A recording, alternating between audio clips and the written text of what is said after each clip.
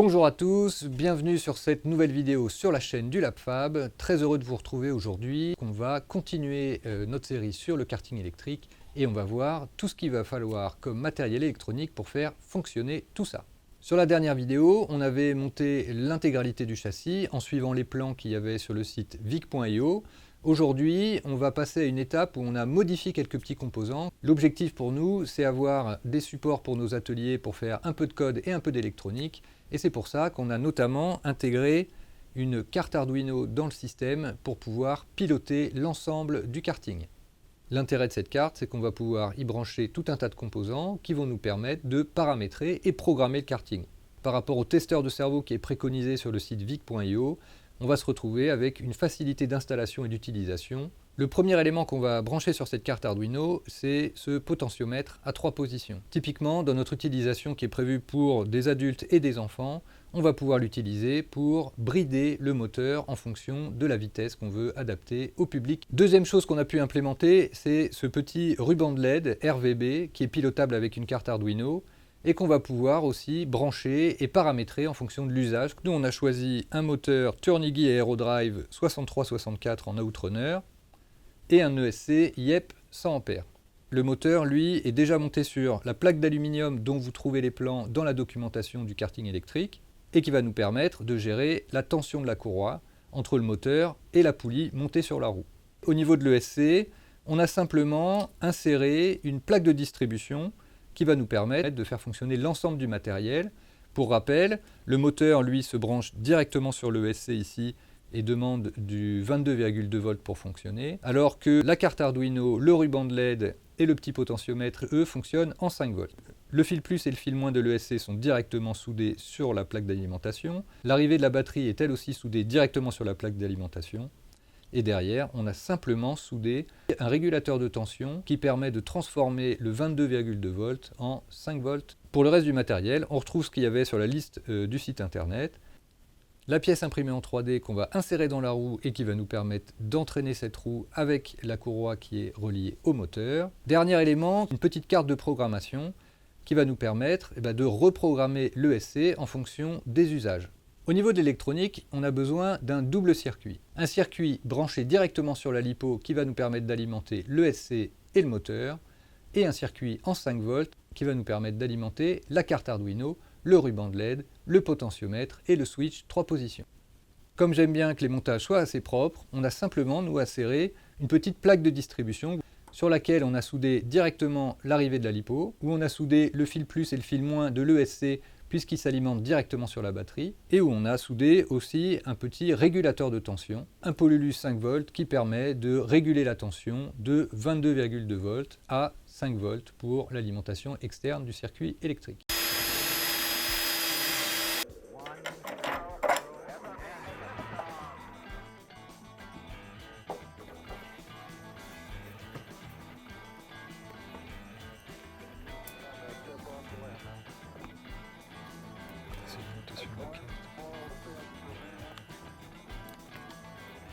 C'est le potard.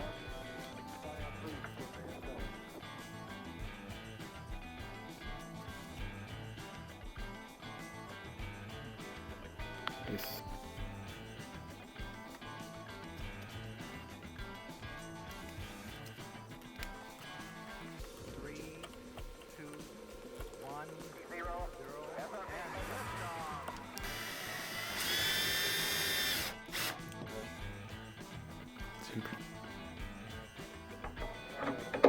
C'est écrit lycée. Parfait, je vais faire un plan.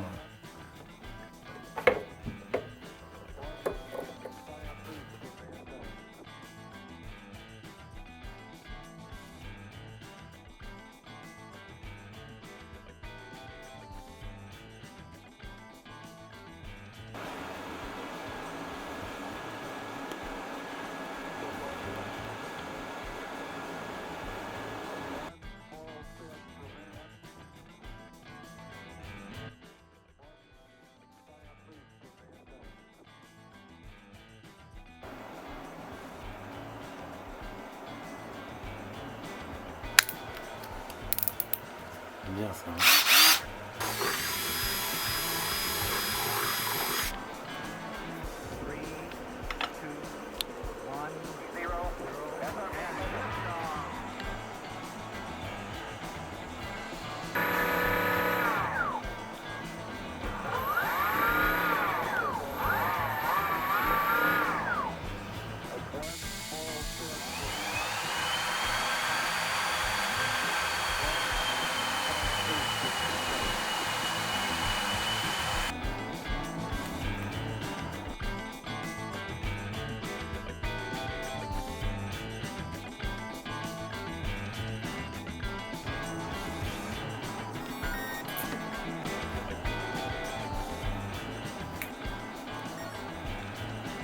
On a donc terminé l'assemblage des composants électroniques en suivant le schéma électrique que vous pouvez trouver parmi les fichiers dans la description de cette vidéo. Pour rappel, on a fait quelques modifications par rapport au projet initial. Pour commencer, il y a cette petite boîte ici qui contient le switch 3 positions qu'on a découpé au laser et gravé. Ce switch sert à brider le karting quand on en a besoin. Avec 3 vitesses distinctes, donc une vitesse relativement lente aux alentours de 10% des capacités du karting pour l'utilisation avec les enfants sur des ateliers en toute sécurité. Une vitesse un peu plus élevée pour les adultes quand on a besoin de les débrider, mais légèrement, on reste entre 15 et 20% des capacités du karting.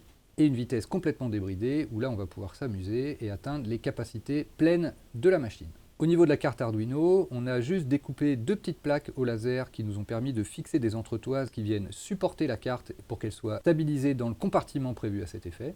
Et pour le reste, on a suivi le schéma pas à pas, en utilisant une petite plaque de distribution pour répartir le circuit 5 volts et le circuit 22 volts.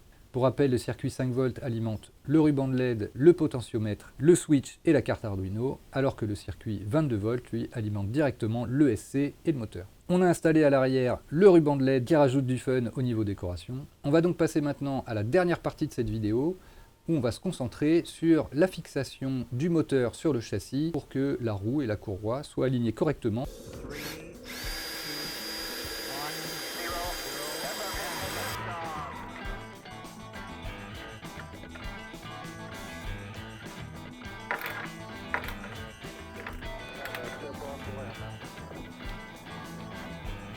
Alors, une fois que vous avez fini l'intégralité des branchements, vous allez pouvoir brancher la LiPo pour vérifier que tout fonctionne correctement. Pensez quand même, avant de brancher la LiPo, à vérifier l'intégrité de votre circuit en utilisant un multimètre qui vous évitera de potentiellement griller des composants si vous avez fait des connexions en inversant les pôles positifs et les pôles négatifs sur certains composants.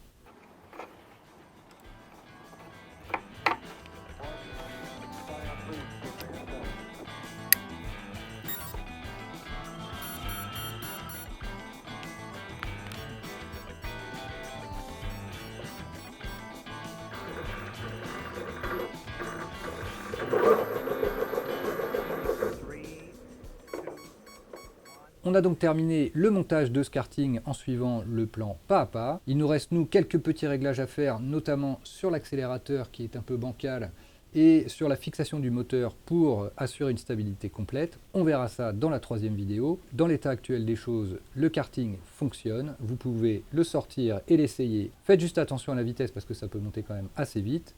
Quant à nous, on se retrouve très prochainement pour la suite où on va pimper l'ensemble du kart. On va avoir la possibilité de le peindre, de le décorer, de réaliser quelques pièces imprimées en 3D, notamment pour l'accélérateur. On se retrouve donc très vite pour voir tout ça. Merci d'avoir regardé la vidéo jusqu'au bout et à bientôt.